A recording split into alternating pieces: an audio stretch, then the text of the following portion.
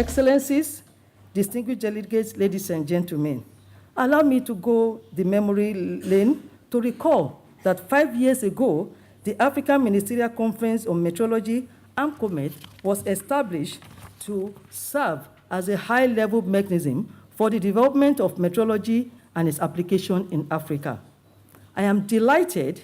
at the key achievements recorded since inception in 2010 in Nairobi, Kenya, through AMCOMET 2, held in Victoria Falls, in one of the 7 wonders of the world. These milestone achievements included the adoption of the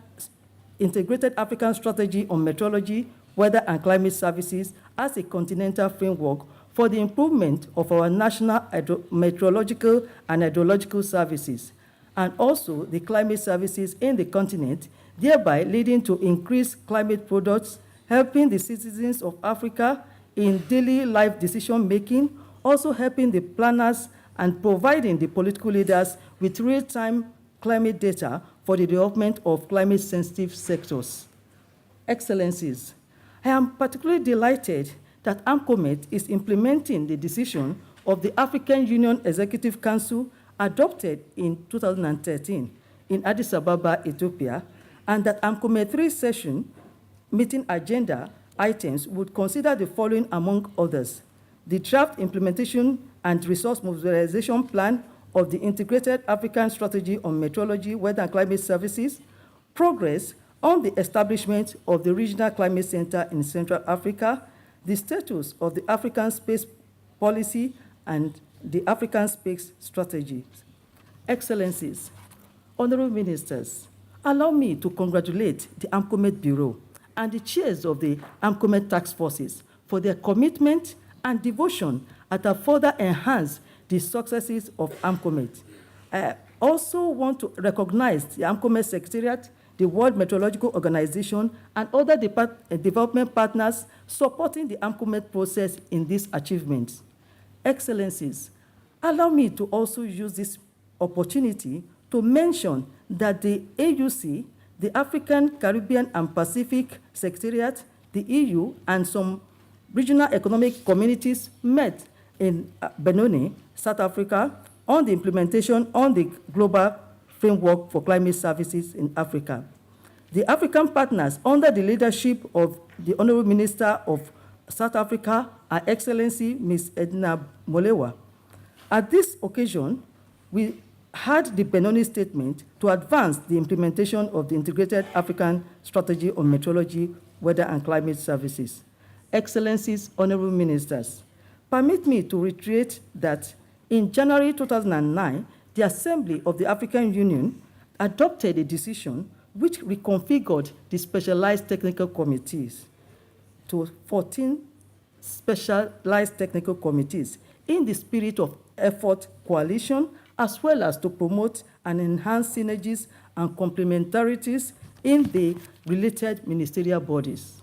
Subsequently, Excellencies, the 23rd Assembly of the African Union, held in Malabo, Equatorial Guinea, in July 2014, considered the status of the operationalization of the STCs and decided that the operationalization of the STCs should be finalized. The Assembly requested the African Union Commission to submit a progress report on the operationalization of the STCs to the Executive Council through the AU organs by July 2016. In this regard, the African Union Commission is implementing the said decision and will be convening the fourth session of the STC on agriculture, rural development, water, and environment later this year in the third quarter. I'll be communicating with the AU member states through the respective embassies in Addis Ababa, Ethiopia, shortly. Excellencies, as I conclude this statement, I would like to congratulate our AMCOMET experts who have worked tirelessly for 3 days this week on advancing meteorological service of the African countries and to re-echo our encouragement to these experts for them to continue to demonstrate the same solidarity in the spirit of the African Development Agenda 2063 in the climate talks, ensuring that Africa continues to speak with one voice that is heard loud and clear, and in the climate-related fora, such as one, the World Conference of Disaster Reduction that is slated to adopt the post-2015 framework for the disaster risk reduction following the global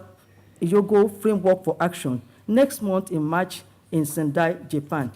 2, at the adoption of the Sustainable Development Goals, SDGs, in September 2015 in New York. And 3, in the global climate change negotiations in the run-up to the new climate change agreement in December 2015 in Paris, France, at the 21st Conference of the Parties to the United Nations Framework Convention on Climate Change and its Kyoto Protocol, COP21/CMP11.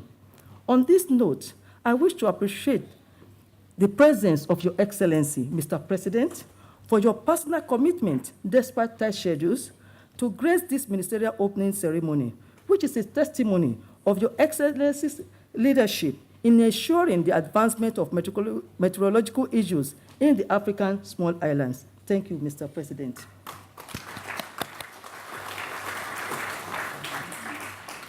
I would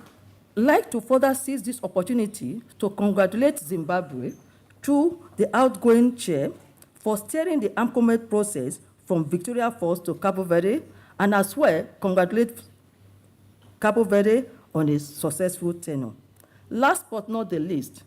I wish to further reassure Your Excellencies, honorable ministers, distinguished delegates, ladies and gentlemen, that the African Union Commission, together with its partners, and in particular the WMO as the AMCOMET Secretariat and the CleanDev partners, will continue to support the implementation of the Integrated African Strategy on Meteorology and promote the effective weather and climate services for the development of our dear Mother Africa and planet Earth. I thank you all for your kind attention. Obrigada, asante sana.